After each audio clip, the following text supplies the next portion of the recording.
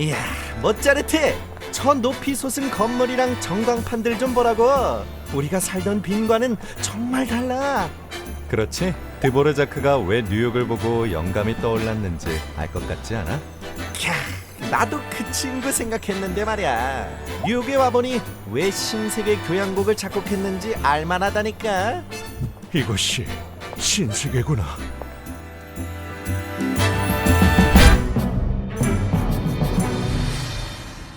드보르자크는 보헤미아 왕국, 즉 지금의 체코에서 태어났습니다. 넬라우제베스라는 아주 작은 시골 마을에서요. 그저 평범한 시골 음악가였던 드보르자크는 슬라브 무곡을 출판하면서 마침내 세계적으로 이름을 알리게 됩니다. 체코의 민족성을 음악적으로 녹여낸 이 작품과 함께 이력 스타로 거듭난 드보르자크는 체코를 대표하는 민족주의 음악가로 명성을 얻게 되었죠. 그러던 어느 날 드보르자크는 당시만 해도 미지의 땅이었던 미국에서 엄청난 제안을 받게 됩니다. 뉴욕에 있는 미국 국립음악원장을 맡아달라는 요청이었죠. 놀라운 건 드보르자크에게 원장직을 제안하면서 기존에 받던 연봉의 25배인 1만 5천 달러 연봉을 제안했다는 겁니다. 이야, 드보르자크! 기분 꽤나 좋았겠는걸? 그렇겠지?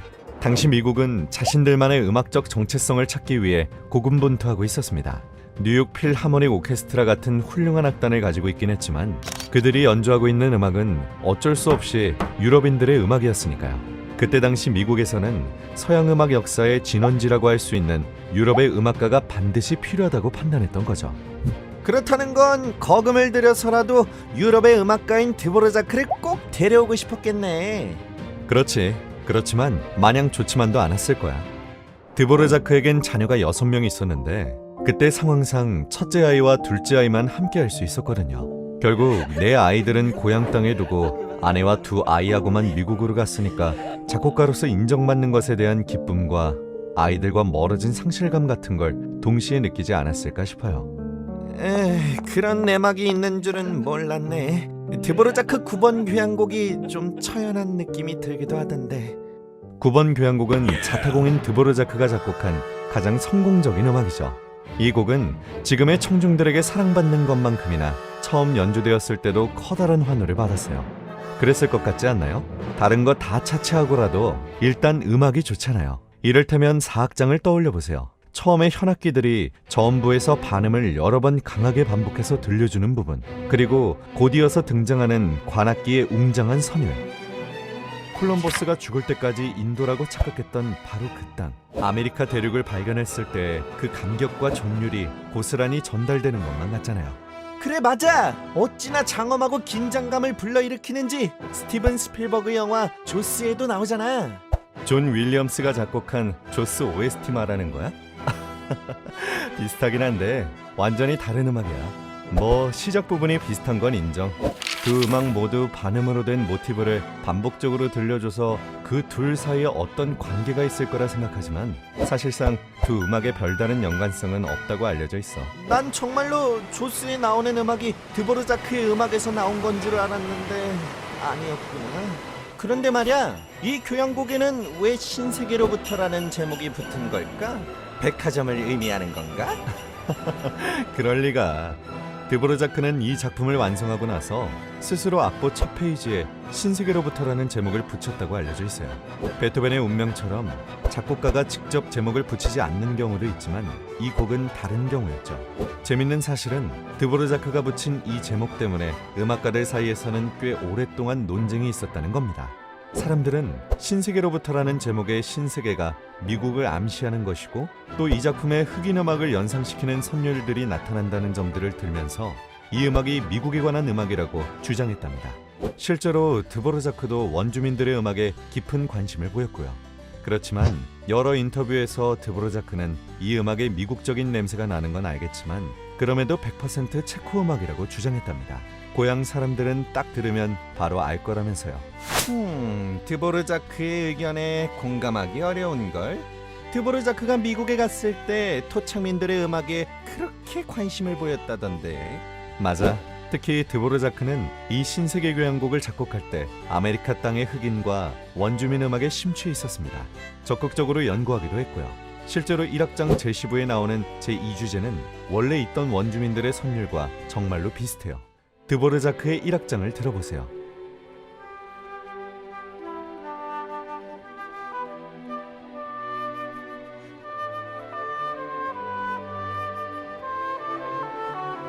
이 선율이 원주민들의 음악과 관계 있는 거야?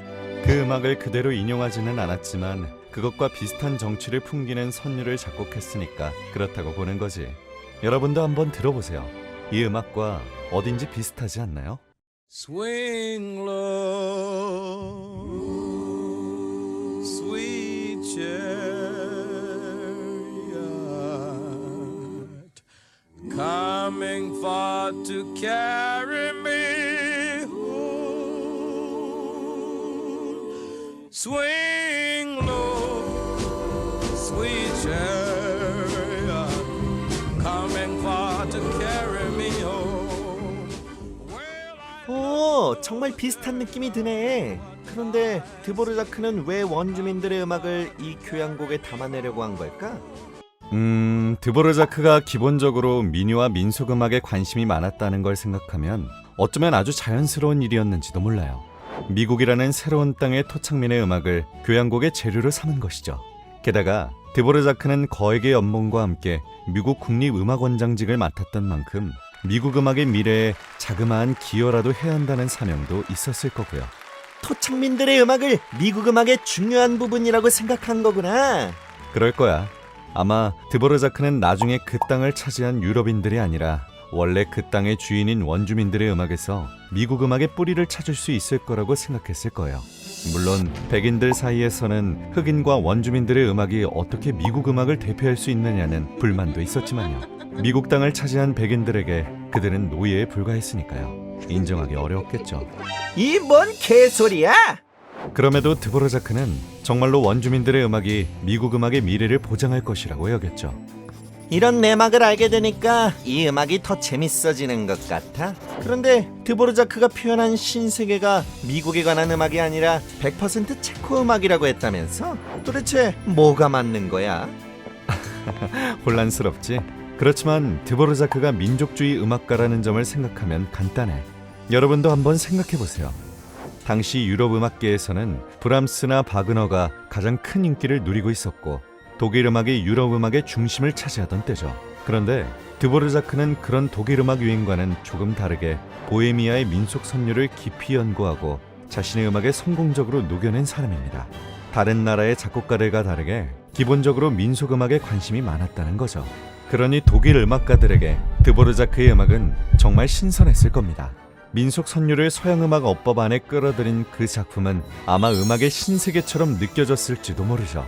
드보르자크의 음악이 다름 아닌 이국주의 음악으로 소개되는 것도 같은 맥락입니다. 독일인들 입장에서는 무척 생경하면서도 신비로웠을 거예요. 맞아. 드보르자크의 음악은 분위기부터가 다르지. 완전 신선했을 거야. 드보르자크는 미국이라는 새로운 땅에서도 이와 같은 작업을 한 겁니다. 체코에서 체코의 민속 선율을 연구하고 그걸 바탕으로 음악을 작곡했듯 이 미국에서도 그 지역의 토착 음악을 연구하고 그것을 신세계 교향곡의 재료들로 삼은 것이죠. 말하자면 신세계 교향곡은 음향적 측면에서는 흑인 영가와 비슷한 선율이 들리니까 미국스럽지만 그 음악을 작곡하는 방식에 있어서는 체코에서 하던 작업과 여전히 동일했다는 것이죠. 하긴 그런 문제를 무 자르듯이 구분하는 건 불가능한 일이야. 그러고 보니 굉장히 쾌활한 사막장도 뭔가 흑인 음악의 필이 나는 것 같은데? 그래, 맞아. 실제로 드보르자크는 사막장 스케르초가 춤을 추는 원주민들의 축제 장면을 떠올리며 작곡했다고 말한 적이 있지. 그렇지만 뭐니 해도 신세계 교향곡의 백미는 이 악장 아니겠어? 오늘 대화가 좀 되는데?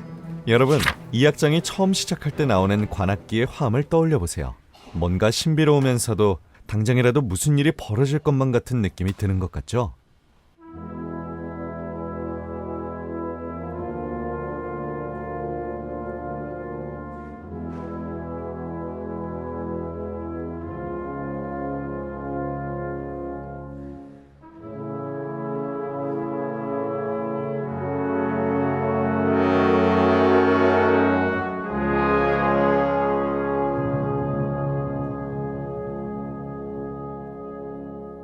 체코 음악의 전문가인 베커만이라는 학자는 이 시작 부분이 옛날 옛적의 말이야 하고 추억 속에 불러들이는 소리 같다고 말했답니다. 영화 속 한 장면이 딱 스쳐 지나가는 것 같아. 그러고 나서 나오는 잉글리시 호른의 선율이 정말 아름답지.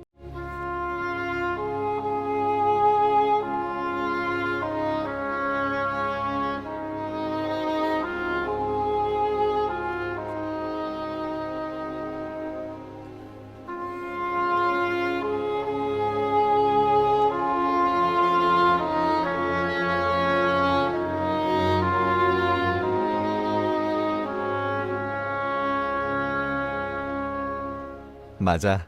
그 선율도 흑인 연가를 떠올리게 하는 것 중 하나지. 그렇지만 말이야, 나는 이 악장 중에서도 마지막 반복 부분이 가장 아름다운 것 같아. 여러분도 한번 들어보세요. 잉글리시 호른이 불던 주제 선율을 바이올린이 받아서 연주하는 이 대목에서 말이에요. 바이올린은 선율을 연주하다가 갑자기 멈추죠.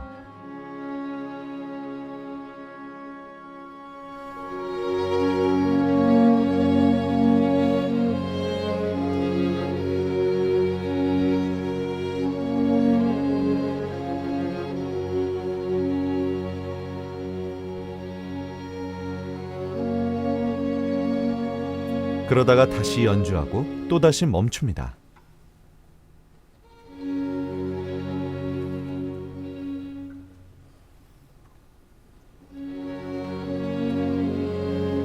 왜 그러는 걸까요?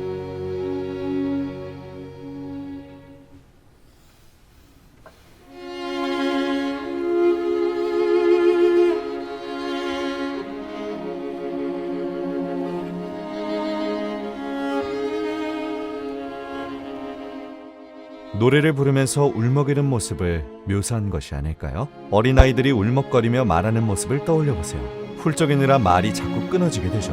이 부분이 바로 그런 모습을 그려낸 것이라는 점을 떠올리면 고향을 향한, 또 고향에 두고 온 어린아이들을 향한 그리움이 얼마나 사무쳤을까, 그런 생각이 든답니다.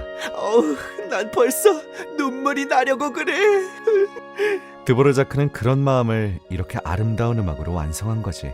과연 음악의 신세계라고 할 만한 작품이야. 어쩐지 이 악장을 들으면 왠지 기분이 울적하더라. 자, 그만 울고 다가오는 새해를 생각하면서 이 곡을 다시 들어보는 게 어때? 2024년, 그야말로 신세계가 다가오고 있다고.